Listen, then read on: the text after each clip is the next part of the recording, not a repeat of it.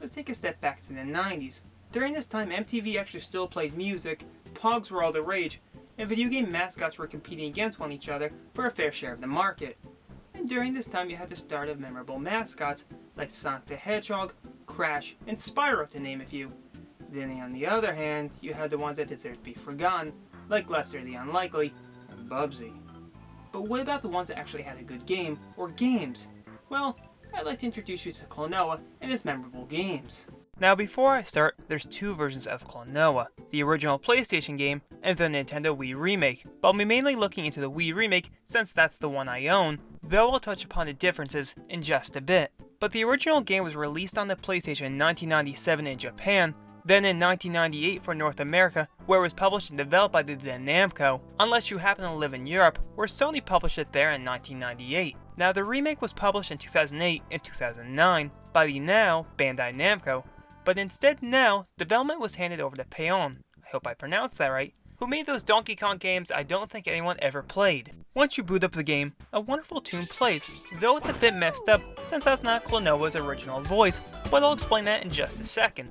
After, you put in your file's name, and then the story of Klonoa starts with Klonoa giving a monologue questioning where dreams go that you can't remember, and it transitions into Klonoa clearly remembering a dream. In other words, this game takes place in all of a dream, basically Super Mario Bros. 2 style. Then we see Klonoa playing around in the forest, then we see something fall from space. It crashes by very closely and he goes to investigate. There he finds a ring and plucks it from the ground. Then Hupo, this blue thing, pops out and they continue into town only for another thing to fall from space in the distance. Then it jump cuts to this being all a dream. Or is it? Then the first stage begins. And this is where the changes start from the original game. You'll notice outside the overhaul in the graphics, the remake has new character designs, and I think they look really good. And I love that they kept the Pac-Man on his hat. But let's be honest here, if you took the current Klonoa and put him against some of the recent incarnations of Sonic the Hedgehog, you'd easily mistake him for one of the cast members. And there is another thing to note. Originally Bandai Namco of America wanted to redesign Klonoa to this god-awful design for the Western release. I'm personally grateful this fell through, thanks to a vote they had online before the game's release. The second change they made to the Wii version is there's a completely different translation, though they both convey the same story. And the last quick change I'll get to now is a game that falls to English voice acting now instead of the original game's made up language, and I don't really care too much for the English voice cast, though I've heard way worse. But you can change the game back to its original language. Now, I'm going to set aside the story and changes and dig into the gameplay, and it's good, if a little simple.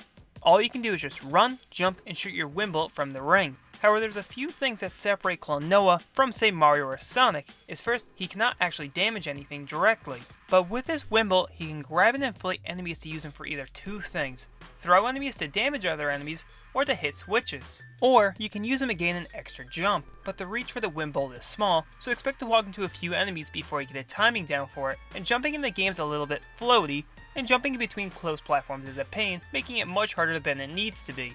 However, this is fixed in part by Klonoa's ability to flutter in the air for a moment, allowing you to stay for an additional second or two, and this does help save yourself from falling into pits, especially in the later levels. And they made another change to the gameplay for the Wii version, though it's completely optional. You can now shake the Wii remote to slow down enemies, or to throw them, though honestly they could have just kept this out, and nothing would have been lost. The other major difference that separates Klonoa from its competition is actually its camera angle.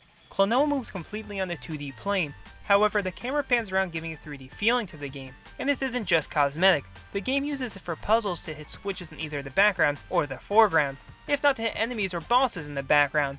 But the camera itself is really good. It doesn't feel too close to Klonoa, and always gives a good viewing of what's up ahead, giving no excuses for you not to see an oncoming attack. And the level design is really good, with everything being designed with the camera in mind, and nothing feeling unfairly placed. And the stages themselves are like any other platform game. There are enemies, gems for additional lives, power-ups to get more gems, and captured villagers that serve a purpose that I'll get into later. As you travel to new stages, they stay pretty varied throughout the game, giving each stage a different look and feeling. And in the mix are well-executed ideas. As I briefly mentioned before, during Klonoa's adventures there are puzzles or platforms that you need an enemy to get to. But if you mess up, enemies infinitely respawn, giving you as many chances as you need. And not all stages themselves are just exclusively walking left to right or solving a puzzle. Some have set pieces having Klonoa going through a stream of water or a cart to collect items or dodge enemies. If not, there are 2 maze stages to keep things fresh. But here's my 2 problems with the gameplay. First off, the game is pretty easy. Only come in the last 2 stages is there any challenge, and even then I wouldn't call it a challenge to anyone who's slightly competent in platforming games. And this is mainly due to you're given 5 hearts in the Wii version, which tolls out to 10 hits before death, compared to the PlayStation version, which only had 3 hearts. And honestly, I only died twice while playing the Wii version, though at least I was on the bosses, and not the actual stages. And my second problem is more of a nitpick than anything. The parts with no backtracking get a bit annoying due to you have to replay them a few times just to get all the captured villagers.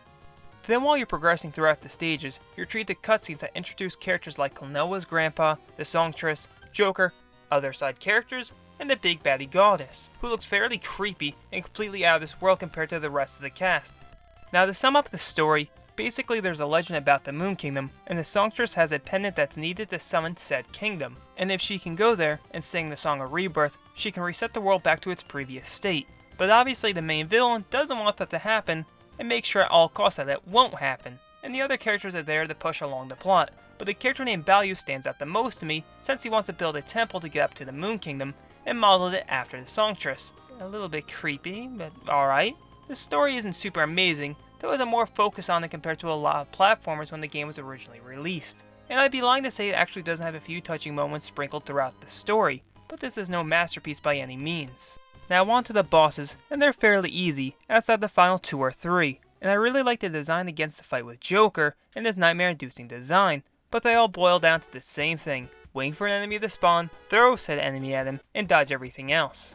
Though, the flying boss that incorporates the camera stands out, with dodging things as the platform swings from the background to the foreground, but I don't think necessarily the other bosses are bad, they just don't really stand out, except for the last 2 boss fights. After beating all the bosses, and thus the game, you unlock mirror stages of each stage, and now you can put Klonoa in costumes. Though these are cosmetic, it's nice to see a nod to previous titles, and him wearing a summer outfit I guess?